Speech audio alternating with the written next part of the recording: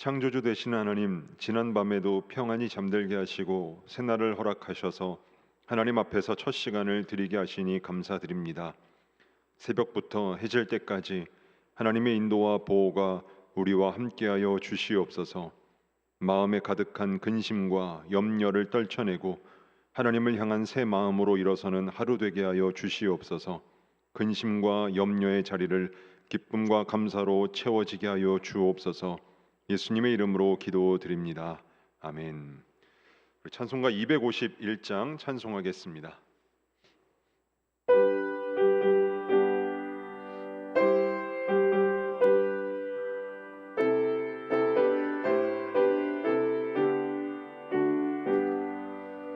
놀랍다 주님의 큰 은혜, 우리의 죄를 속하시려 갈보리 십자가 위에서 어린 양 보혈을 흘렸네. 주의 은혜 우리의 죄를 다 씻었네. 주의 은혜 우리의 죄를 다 씻었네. 죄악은 성난 파도같이 우리 영혼을 위협하나 헤아릴 수 없는 주은혜 십자가에서 보이셨네. 주의 은혜 우리의 죄를 다 씻었네. 주의 은혜 우리의 죄를 다 씻었네. 죄악에 물든 영혼들을 주께서 피로 씻으시네. 지금도 흐르는 그 피 눈보다 더 이게 씻으라. 주의 은혜 우리의 죄를 다 씻었네. 주의 은혜 우리의 죄를 다 씻었네. 비할 수 없는 그 은혜를 믿는 자에게 거저주네. 형제여 주 앞에 나와서 더 지체 말고 곧 받으라. 주의 은혜 우리의 죄를 다 씻었네. 주의 은혜 우리의 죄를 다 씻었네. 오늘 우리에게 주신 하나님 말씀은 마태복음 1장 1절에서 17절입니다. 신약성경 1면, 생명의 삶은 80면에서 81면에 있습니다. 이제 하나님의 말씀을 봉독합니다. 아브라함과 다윗의 자손 예수 그리스도의 계보라. 아브라함이 이삭을 낳고 이삭은 야곱을 낳고 야곱은 유다와 그의 형제들을 낳고 유다는 다말에게서 베레스와 세라를 낳고 베레스는 헤스론을 낳고 헤스론은 람을 낳고 람은 아미나답을 낳고 아미나답은 나손을 낳고 나손은 살몬을 낳고 살몬은 라합에게서 보아스를 낳고 보아스는 룻에게서 오벳을 낳고 오벳은 이새를 낳고 이새는 다윗 왕을 낳으니라. 다윗은 우리아의 아내에게서 솔로몬을 낳고 솔로몬은 르호보암을 낳고 르호보암은 아비야를 낳고 아비야는 아사를 낳고 아사는 여호사밧을 낳고 여호사밧은 요람을 낳고 요람은 우시야를 낳고 우시야는 요담을 낳고 요담은 아하스를 낳고 아하스는 히스기야를 낳고 히스기야는 므낫세를 낳고 므낫세는 아몬을 낳고 아몬은 요시야를 낳고 바벨론으로 사로잡혀 갈 때에 요시야는 여고냐와 그의 형제들을 낳으니라.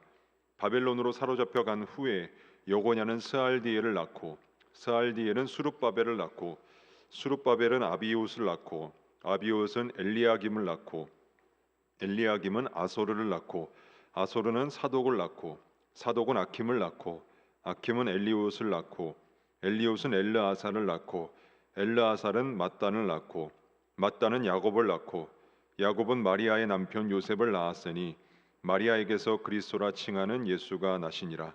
그런즉 모든 대수가 아브라함부터 다윗까지 14대요 다윗부터 바벨론으로 사로잡혀 갈 때까지 14대요 바벨론으로 사로잡혀 간 후에 그리스도까지 14대더라. 이 말씀은 살아계신 하나님의 말씀입니다. 아멘. 오늘 이 새벽에도 엎드림 새벽 기도회 자리에 나오신 우리 모든 성도 여러분들을 주님의 이름으로 환영하고 축복합니다. 이런 이야기가 있습니다. 어느 태양빛이 장렬하는 여름날이었습니다. 중학교에 다니는 누나와 초등학교에 다니는 남동생이 집에서 신나게 놀고 있었습니다. 방학을 맞이하게 되었고 방학을 맞이한 이 남매는 시골에 살고 계시는 할머니 댁에 방문하게 되었습니다. 할머니는 삼촌과 함께 살고 계셨는데 아침에 집을 나서야 하는 이 삼촌은 모처럼 이 할머니 댁에 놀러 온 이 조카들이 심심할까 해서 새총을 하나 만들어 주시고 직장으로 출근을 하였습니다. 도시에서만 살던 남자아이는 삼촌이 만들어준 새총을 쏘아보고는 재미있기도 하고 신기하기도 해서 온종일 들판으로 산으로 여기저기를 다니며 새를 잡으려고 계속해서 새총만 쏘아댔습니다. 하지만 이 남동생의 새총으로는 새를 잡을 수가 없었습니다.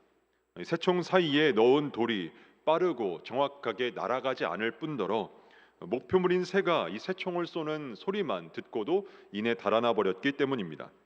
해가 뉘엿뉘엿 넘어가고 날이 어두워질 찰나 이 남동생은 그날도 역시 한 마리의 새도 잡지 못하고 한숨만 쉰 채 축 처진 모습으로 집에 돌아오고 있었습니다. 바로 그때 할머니가 사랑으로 키워주시고 보살피던 오리 한 마리가 뒤뚱거리며 이 남동생 앞으로 지나가고 있었습니다. 새만 보면 이 무의식적으로 그 새총의 고무줄을 당겼던 남동생이 문득 이 오리도 한번 쏘아보면 좋겠다라는 생각을 하게 되었습니다. 드디어 새를 잡을 수 있다는 생각에 바닥에 약 500원짜리 동전 크기만한 돌을 하나 주워 들고 그리고 고무줄 사이에 끼워 놓고는 오리를 겨냥하고 힘껏 그 새총의 고무줄을 잡아 당겼습니다. 새를 향해 쏠 때마다 이 남동생의 뜻대로 돌이 날아가지 않았던 이 돌멩이가 이번에는 휙 하고 날아가더니 오리의 이마에 정통으로 맞았습니다. 그리고 그 오리는 순간적으로 비틀거리며 몇 걸음을 걷더니 그 자리에 쓰러져 죽고 말았습니다. 그것을 본 남동생의 마음에 번쩍하며 든 생각이 있었습니다. 그 오리는 할머니께서 사랑으로 키우셨던 오리였다는 겁니다. 남동생은 갑자기 두려워지기 시작하였습니다. 그리고 누가 혹시라도 본 사람이 있을까요? 주위를 둘러 살펴보았습니다. 본 사람은 아무도 없었습니다. 그리고 그 오리를 끌고 가 장작더미 속에 감추었습니다. 그리고 이 사건이 깔끔하게 끝났다라고 생각하였습니다. 저녁 시간이 되었습니다. 일터에 나갔던 삼촌도 돌아오고 할머니께서는 저녁을 차려 주셨습니다. 할머니와 삼촌과 누나는 맛있게 이 식사를 대하였지만 입맛이 없는 한 사람이 있었습니다. 바로 이 남동생이었습니다. 할머니께 죄송해서 또 한편으로는 할머니께 꾸지람을 들을까 걱정이 되어 입맛이 있을 리 없었습니다. 굳은 표정으로 숟가락을 들었다 놓았다 하는 이 손자를 보고 할머니께서 안쓰러워서 물었습니다. 얘야, 어디 아픈 곳이라도 있니? 얼굴색이 별로 좋지 않구나. 이 할머니의 말을 들은 이 손자의 심장은 더욱 뛰었습니다. 할머니의 눈을 제대로 쳐다볼 수가 없었습니다. 밥 한 그릇을 뚝딱 해치웠던 이 손자는 먹는 둥 마는 둥 하며 그렇게 저녁 식사를 마쳤습니다. 근데 그 이후에 갑자기 누나가 남동생을 불렀습니다. 그러더니 이렇게 말했습니다. 목이 마르니까 물 좀 떠와. 방이 너무 지저분하니까 내 방 청소 좀 해. 오리 사건으로 맥이 빠져 있는 남동생은 기운 없는 목소리로 싫다고 누나에게 대답하였습니다. 그러자 누나는 남동생에 다가와 작은 목소리로 너 우리 기억하지? 라고 속삭였습니다. 누나는 그 사건을 보았던 것이었습니다. 오리 사건을 아무도 본 사람이 없다고 생각하였는데 그때부터 남동생은 누나의 말 한마디에 완전한 노예가 되고 말았습니다. 이제는 누나가 시키는 대로 할 수밖에 없었습니다. 그러지 않으면 누나가 할머니께 잃을 것이기 때문이었습니다. 누나가 나지막히 오리 기억하지 라고 말하면 설거지도 대신하고 빨래도 대신하고 청소도 대신해야 했습니다. 이 얼마나 누나의 꼭두각시 노릇을 하였을까. 더 이상 참기 힘들었던 이 남동생은 결국 결심을 하고 괴로운 마음으로 할머니를 찾아갑니다. 그리고 할머니의 무릎에 얼굴을 파묻고 눈물을 흘리며 고백을 하였습니다. 할머니께서 사랑하시는 오리를 자신이 죽였다고, 그리고 그 죽은 오리는 장작 더미에 감추어 두었다고, 다시는 장난을 하지 않겠다며 눈물로 용서를 할머니께 구하였습니다. 그러자 할머니께 엄청난 꾸중을 들을 줄 알았던 이 남동생이 할머니로부터 뜻밖의 이런 말을 듣게 되었습니다. 얘야, 걱정하지 말거라. 사실은 그날 내가 새총으로 오리를 쏘아 죽이는 것을 내가 다 보고 있었단다. 그리고 내가 그 죽은 오리를 급히 들고 나가 장작더미에 숨기는 것도 보았단다. 그리고 네가 왜 저녁 시간에 그렇게 입맛이 없어 했는지, 네가 왜 누나 앞에서 그렇게 어쩔 줄 모르며 누나가 시키는 대로 행하는지 다 알고 있었단다. 그런데 이렇게 네가 직접 스스로 내게 찾아와 잘못을 구하며 용서를 구한 것이 정말 고맙구나. 이 할머니가 다 용서해 주겠노라 라고 그렇게 말씀을 하셨습니다. 용서를 구한 남동생은 할머니의 방을 나서면서 그 마음이 한결 가벼워졌습니다.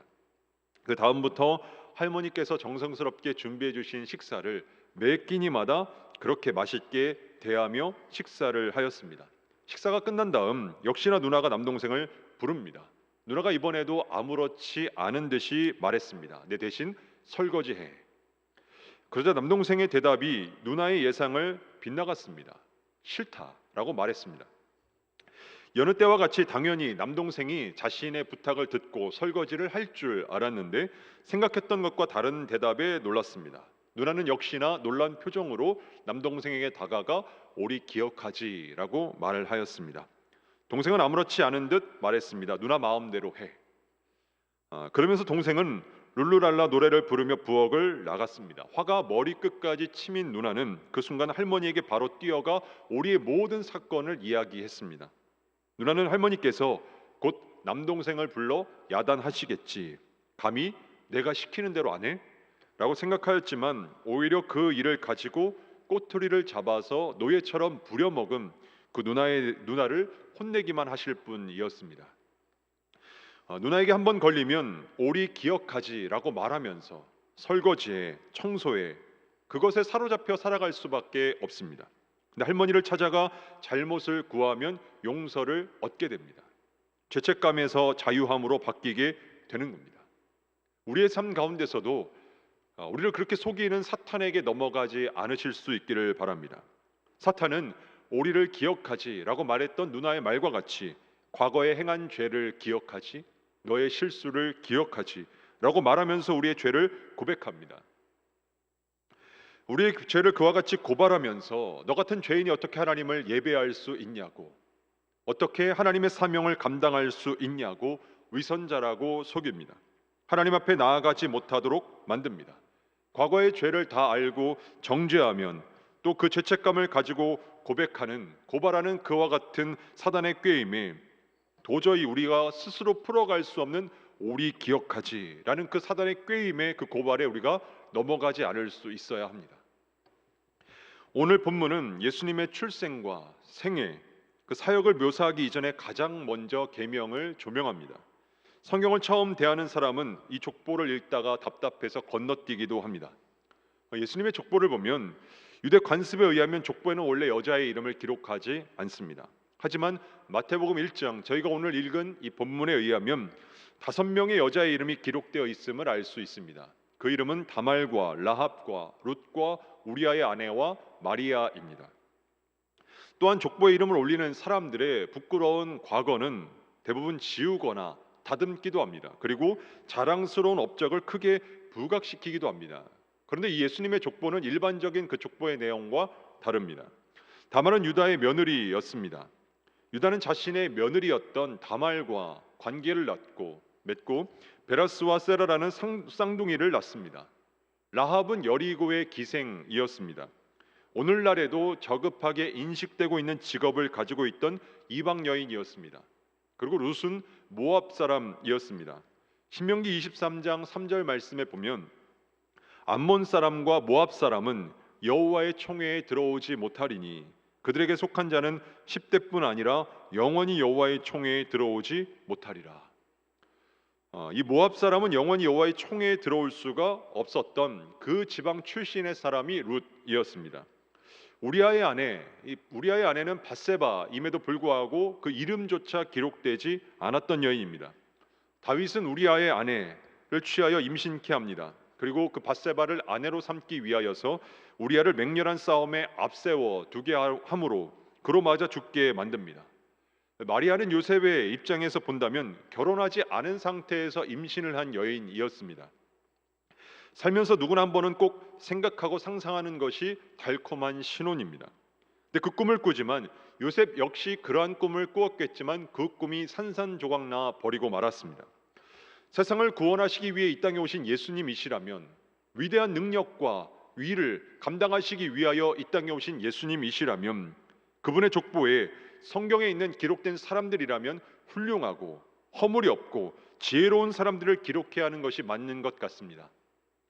이들은 큰 약점을 가지고 있는 사람이었습니다.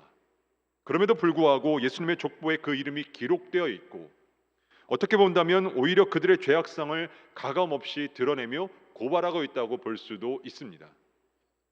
이뿐만이 아닙니다. 누가복음 9장 54절 말씀에 보면 제자 야고보와 요한이 이를 보고 이르되 주여 우리가 불을 명하여 하늘로부터 내려 저들을 멸하라 하기를 원하시나이까.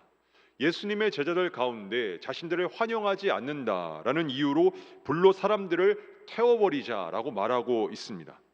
흥분을 잘하고 잔인한 야고보와 요한은 예수님의 제자들이었습니다.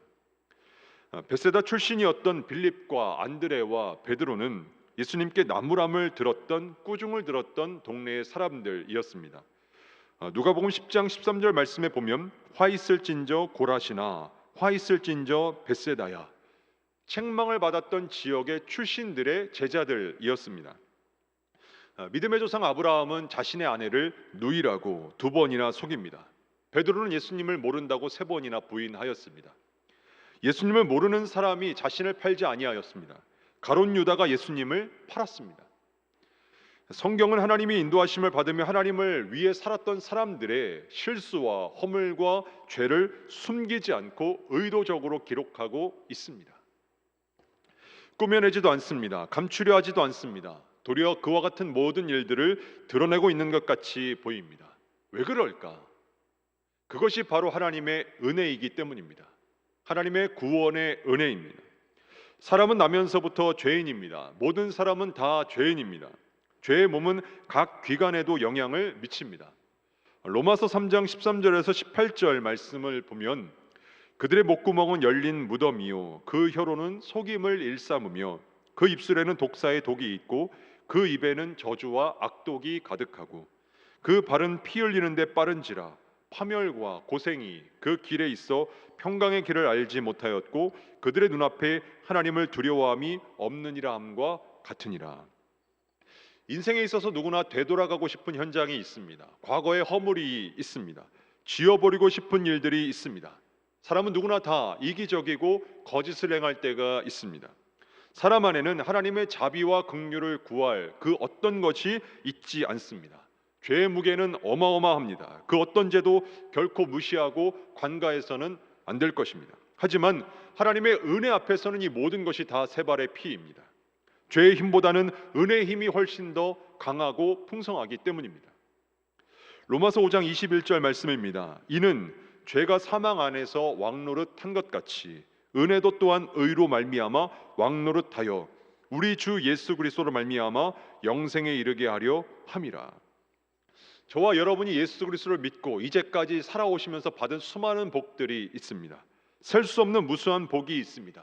근데 그와 같은 복 가운데 저와 여러분이 받은 가장 큰 복을 꼽으라면 그것은 바로 구원의 은혜입니다. 여러분, 오늘 예수님의 이 족보에 기록된 여인들의 모습을 들여다보면 가문의 수치일 수도 있는, 어떻게 해서든지 드러낼 것이 아니라 꽁꽁 감추어야 할, 치부라고 할 부분들이 있습니다. 근데 마태는 예수님의 족보를 소개하면서 그 시작을 하면서 당시의 일반적인 관례와는 전혀 다른 무려 5명의 여인들을 그 족보에 넣었습니다. 여인들 중에는 이방인도 있습니다. 가늠한 여인도 있습니다. 옳지 않은 방법으로 시아버지와 관계를 맺은 여인도 있습니다. 자기 남편을 죽인 자의 아내가 된 자도 있습니다. 일반적인 윤리 의식을 뛰어넘는 이들의 일들이 있습니다. 이들은 절대로 구원받을 만한 자격이 있기 때문에 족보에 포함된 것이 아닙니다. 아무런 자격도 없지만 하나님의 은혜로 말미암아 족보에 포함되게 되었습니다. 예수 그리스도의 혈통은 거룩한 사람, 깨끗한 사람을 통해서만이 아니라 연약함이 있는 이들을 통해서도 계속되었습니다. 사랑하는 여러분, 우리가 다말 같은 사람이고 라합 같은 사람입니다. 우리가 룻 같은 사람이며 밧세바 같은 사람입니다. 우리도 저들과 비교하면 나을 바 없는 사람들입니다. 그런데 죽을 수밖에 없는 우리를 하나님의 자녀로 하나님께서는 삼아 주셨습니다. 예수 그리스도의 족보에 포함시켜 주셨습니다. 무한한 하나님의 사랑으로 저와 여러분이 구원함을 얻었습니다. 사랑의 빚진 자로서, 하나님의 사랑을 입은 자로서 오늘도 하나님과 동행하며 살아내는 우리 모두가 되실 수 있기를 주님의 이름으로 축복합니다. 말씀을 정리하겠습니다. 하나님 보시기에 완벽한 사람은 없습니다. 누구나 다 여러 가지 결점을 가지고 세상을 살아갑니다. 하나님의 구원의 은혜는 그 모든 죄를 깨끗이 씻어냅니다. 그리고 귀하게 사용하시는 그릇이 됩니다. 바라기는 하나님의 구원의 은혜에 감사하며 오늘도 하나님께서 사용하시는 거룩한 도구로 쓰임받는 우리 복된 저와 여러분 다 되실 수 있기를 주님의 이름으로 축복합니다. 기도하겠습니다. 구원의 하나님, 어둠에 쌓인 이 세상에 예수 그리스도를 빛으로 보내주셔서 감사를 드립니다. 허물 가득한 죄인을 구원해 주시고 하나님의 자녀가 되게 해주시며 하나님 나라의 백성이 되게 해주신 그 은혜를 날마다 기억하며 살아가게 하여 주시옵소서. 하늘을 두루마리 삼고 바다를 먹물 삼아도 다 기록할 수 없는 하나님의 사랑을 다른 이들에게도 베풀며 살아가는 우리 모두가 되게 하여 주시옵소서. 고은 원로 목사님, 독수리의 날개쳐 올라가는 힘을 날마다 공급하여 주셔서 하나님의 말씀을 증거하는 데 어려움이 없게 하여 주시고 고요한 담임 목사님을 통해 죽어가는 영혼들이 살아나게 하시고 삶의 소망을 갖는 이들이 넘쳐나게 하여 주시옵소서.